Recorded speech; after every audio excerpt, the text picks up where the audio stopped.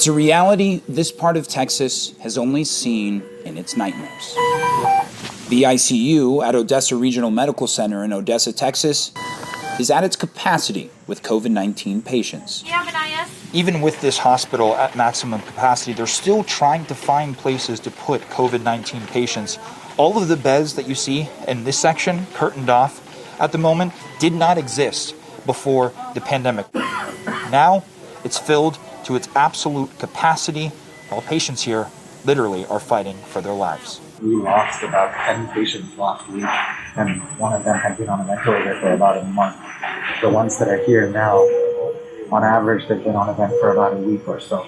Denise Morning We're getting closer, okay? is an acute care nurse practitioner. There was only a few times in the summer where we were really pushed to the extreme, but now for the last few weeks, we're busting out of the seams. But she and everyone else remain at war with the virus, even as some patients begin to take a turn for the worse. When you first have to make that declaration, what is the first thing that goes through your mind? Please, not another one. You know, it's a prayer. It's inevitable and we know what's going to happen, but the probability of it being a good outcome is very, very low. But most are able to fight it off. Look at you! And turn the corner. Ruben Romero is feeling better after 2 weeks in the hospital and says this isn't a game. I asked why. Me dijiste que este no es un juego. ¿Por qué?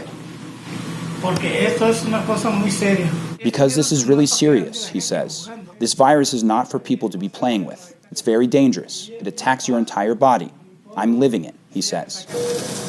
And it's become life for so many in this part of the state. Hospital officials in Odessa say anywhere from 35 to 40% of the people getting tested are testing positive for COVID-19.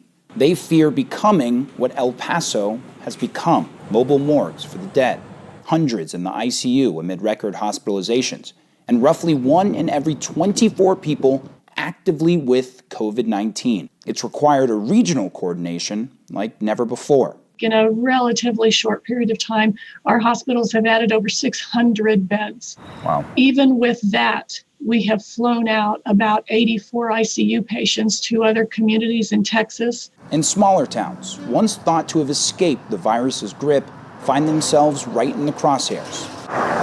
Towns like La Mesa, Texas, near Odessa. Shelley Barron was hospitalized twice with COVID-19, a diagnosis she's hearing more and more in her community. The scary word is positive. I'm positive. I tested positive. We've got 2 more right now. We experienced a death in our church yesterday. This stuff is real. It's scary. Medical Arts Hospital, where she was mostly treated, now has an entire wing dedicated to COVID-19 patients. Transformations that have become shared experiences. We're actually sending home patients on home oxygen to recover at home. That's not something we would normally do, but there is no space. All for a months-long fight with no clear signs of an end. People aren't taking the precautions that they need. Yes, we're frontline here in the hospital, but the real frontline is on the streets, in the grocery stores. Wash your hands, wear your mask, stay away. I promise that the little bit of time and the little bit of effort it takes outside of here is worth it. Because once you're here, wearing a mask is better than having a tube down your throat. I promise.